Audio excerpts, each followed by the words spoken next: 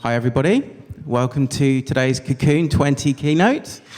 To my left is Sven, to my right Yanis. Hello. Hola, hola. 20 years, that's really got to be the first question. 20 years, where has the time gone? Good question, yeah. I'm happy that I'm physically survived. We are sitting here and we're facing another 20, maybe?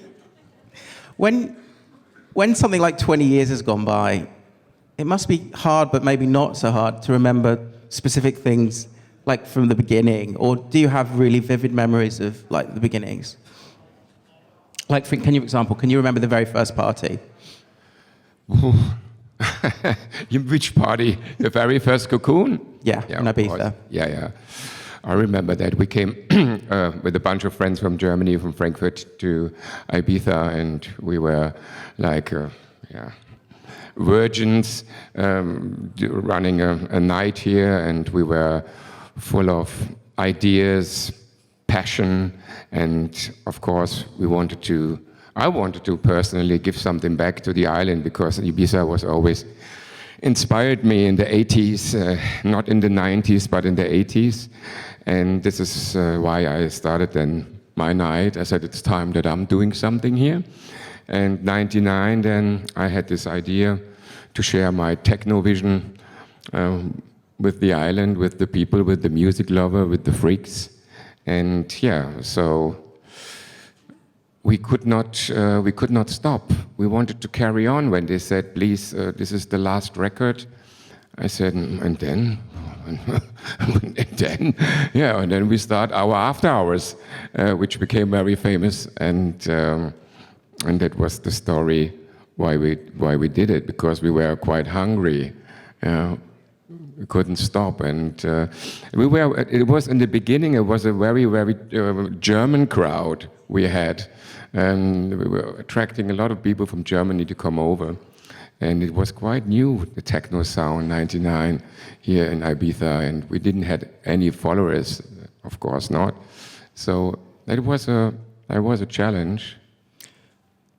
This is also my 20th year on the island, and I was talking to Adam and Edie yesterday about how when I first came here, it was all about house, really, which is kind of true, because those early parties that you did, I definitely didn't come to Cocoon probably until the early 2000s. What was the tipping point, do you think, about what suddenly switched it from being just German to more cosmopolitan and the Brits coming through? I think the Spanish crowd, they really loved the techno sound. Also already in Madrid, in Barcelona, and on the country, and they had a strong love to techno music. And we had then a very strong Spanish crowd, I have to say, and they were actually the biggest supporter then. Yeah, Johannes? Yes, that's true. I mean, as we started, the Spanish people who were going clubbing in Barcelona and Valencia and Madrid, for them Ibiza was like a no-go area. They hated Ibiza because in the 90s, Ibiza was not for the Spanish clubbing kids. It was ruled by the English promoters, and the Spanish kids, there was no techno, what they liked to listen at home. So for Ibiza was not interesting for them. It was not a cool place to go. And we were the first ones who opened the Ibiza for the Spanish clubbing kids. And then with Cocoon, they found their love again with Ibiza. And in 2001, 2, 3, out of a sudden we had 80% Spanish people, including the locals here on the island, who were also left a little bit out. Yanis, I was going to ask you, for some people who maybe don't know your complete backstory, how did you get involved in Cocoon? When were you first here? I mean, my parents, they brought me to Ibiza in 1988, and since that year I always came back. And we also became friends here in Ibiza, and then in in 1999. I came to Ibiza and I started giving out flyers for the first event. It was July 1999. And then after those 4 events, Sven and Talida, they asked me if I could imagine to come here for the summer and to be involved and, picking up the DJs from the airport. This was my beginning, and this was then my first season in 2000. Right. Well, fast forward 20 years, you have Amnesia again, you have Underworld this weekend, and an even bigger coup for the island, really, with Kraftwerk. A question to both of you: how easy or hard is it to get electronic acts from that level to the island? You have to have good friends. That's it. You have to have good friends, and it's because you mentioned it. Kraftwerk means for me a lot, because when I started as a DJ in 1980, they were just about to release the album Computerwelt, and that was for me the album probably of my life. What changed was the changing point, and so I always followed their work, their music, their performances, and the stunning production they do. And with Underworld, I have to say, I have also, with Underworld, my memories are the rave days with them from the 90s on. And so we did, with the show tomorrow, we shared the stages 6 times already, 3 times in Frankfurt, and now tomorrow is the 3rd time then in Ibiza. We became friends. They did a very nice remix of one of my tracks, 1994. And we're quite like-minded in many ways. So I have to say we are proud to present them for our 20 years this year. Now, we also, we did a quick interview with Underworld for Mixmag TV, and Carl Hyde remembered Mr. C jumping on stage at Amnesia. I think that's about 10 years ago, right? This was for our 10th anniversary season in Amnesia. 2009, yeah. Yeah, 2009. Yeah.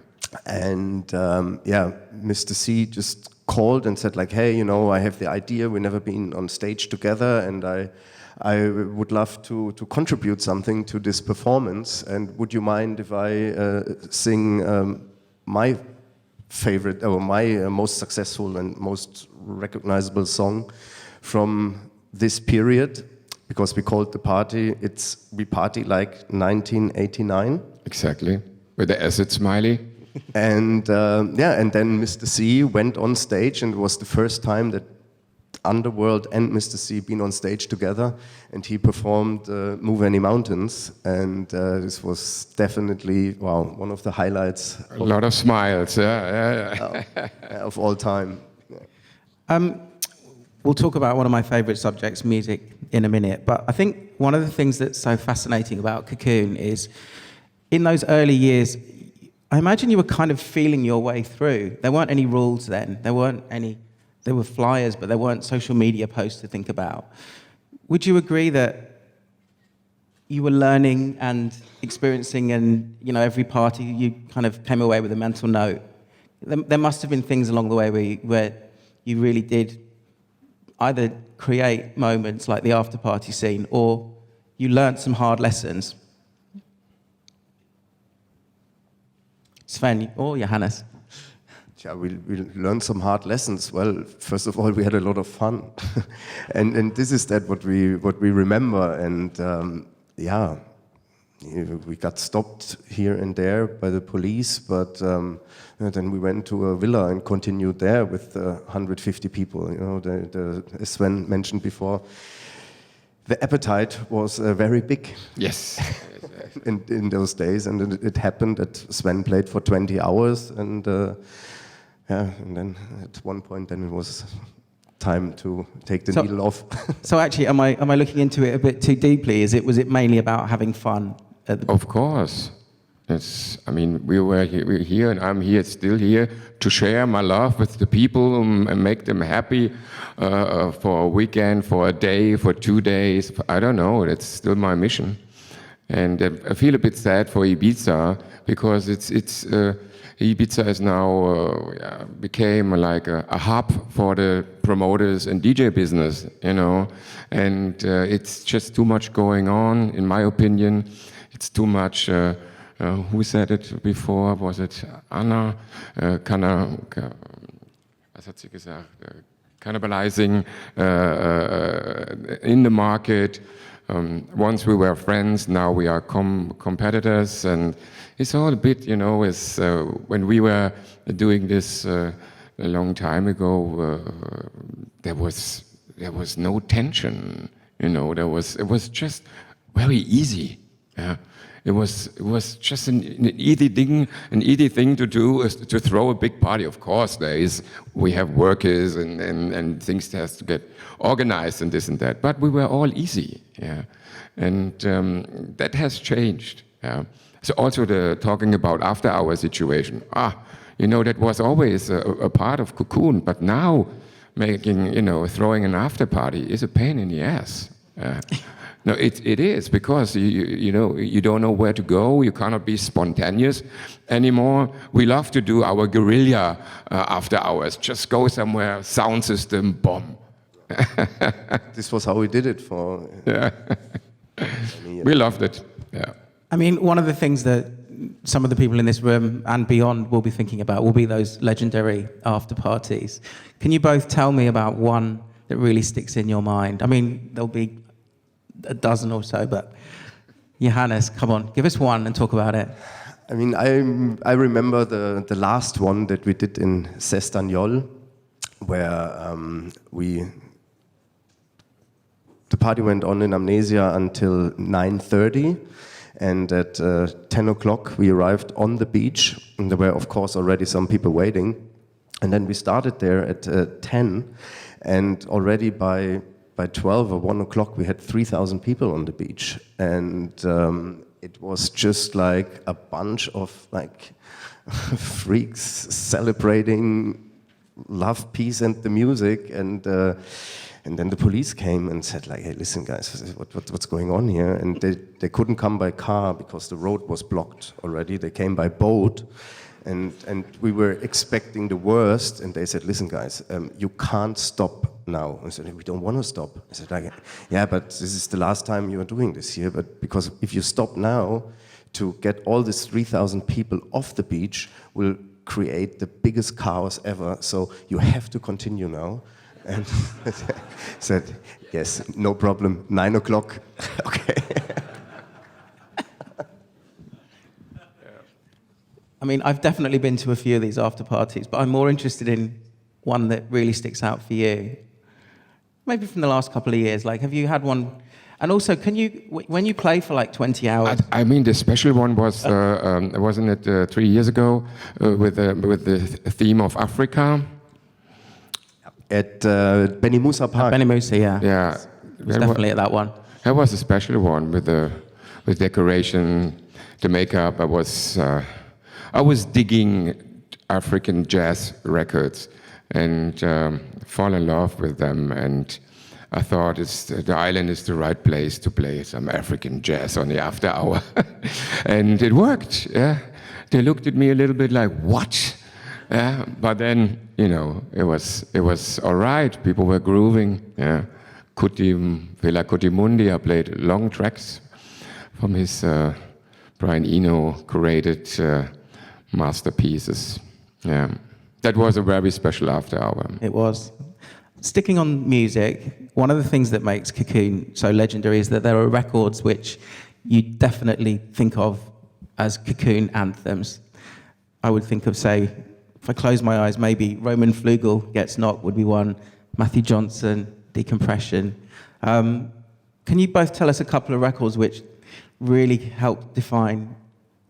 I mean, obviously there's a ton of them. I have, in the beginning was Technasia, no? Force, and Ricardo Villalobos, Easily. There was the one I produced with Anthony Rother, Com. Ja. Und träum den Mitternachtstraum. And of course, Funk the Void. He Diabla. produced- Yeah, Diabla, excellent tracks. And Hannes? Yeah, Guy Gerber definitely also Many of delivered some memorable Sea of Sand. Sea of Sand. This is Balagan. Yeah. Yeah, and Ricardo delivered many easily.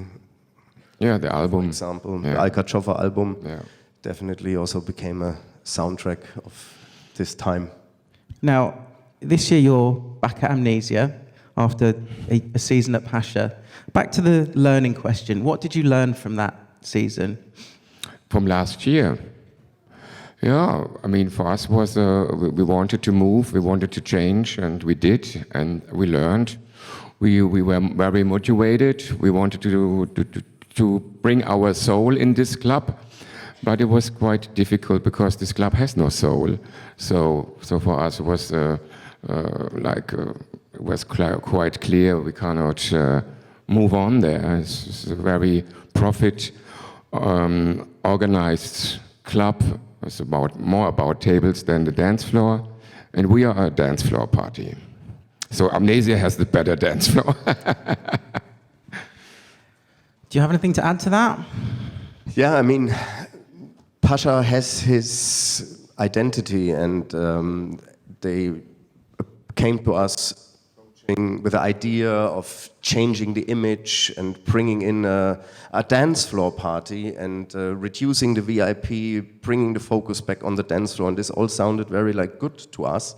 So we gave it a try, but very soon we realized that this was just words, and the reality was different, and I think still is. But this year, yeah, and this year we are very, very happy to celebrate the 20th anniversary. It's back in Amnesia, where it all began, where we have the most amazing memories, and I think it's the right thing for us and the place to be. Yeah, definitely, but non-exclusive. We have to say we do Ushuaia, we doing 10 at Amnesia, Blue Marlin, DC10, and 2-3 more. We're working on the after hours. Now the idea is to do 20 parties for the 20th season, and we are working on it, and it's looking good. There will be some surprises coming. I mean, one last question before we hand over to the audience. After 20 years, does that make you think maybe there's another 20 to go, or do you look at it in a different way to that?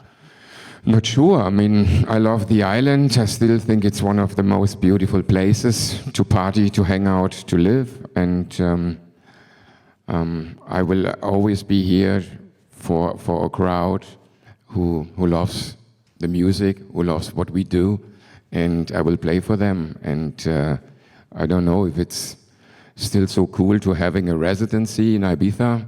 I'm not sure about that, but maybe, being here, but not every week. But now I'm getting 55 this year, so another 20 years, yes. Very optimistic, why not?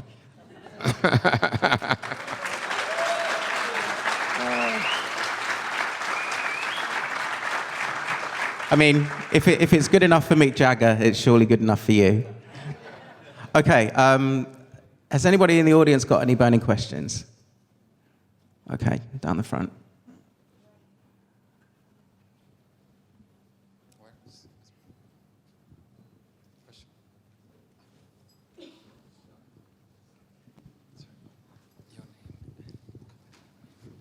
Hey, I'm Raphael, Face Magazine, Germany. I love Ibiza. I came here for 400 times. And in terms of booking, you mentioned this exclusivity with other DJs and headliners. I would like to know how difficult it became in the last couple of years to book the rest of the lineup for the season, especially now for your anniversary. Yeah. Look at the lineups, no? I mean, there are so many DJs out there, and they all have agents, and some of them, they have agents and managers, and they all like to write invoices. And they are able to write invoices all year round, Friday, Saturday, Sunday, sometimes even on a Thursday. But when the Ibiza season starts, they can write invoices every day. And that's what they do. And some of them, they are more thoughtful on where the artist plays, because, as I said, in Ibiza, there are 10 venues now, they're open every day.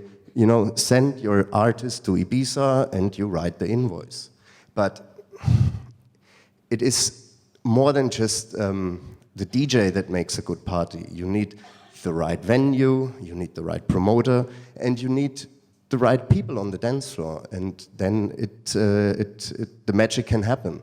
And we have 20 years of experience, and it is a challenge, but we have something to offer. And yes, it's not the easiest to bring the lineup together, but we are still in a good position to invite the people and get the people that we would love to have. And I think this year we got together a nice program.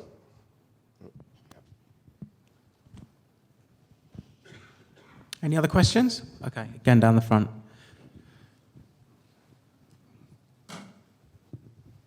Hello guys, I'm Mark from Mixarte Ibiza. Well,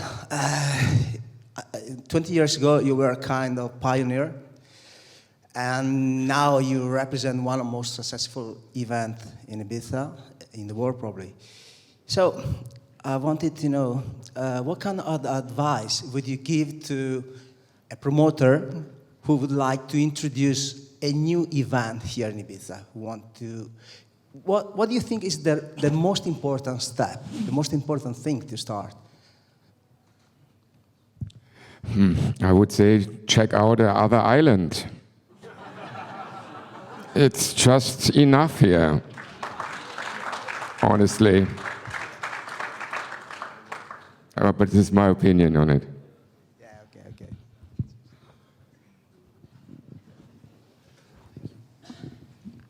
Okay, any other questions? All right. Thank you. Sven, Yanis, thank you. Thank you very much.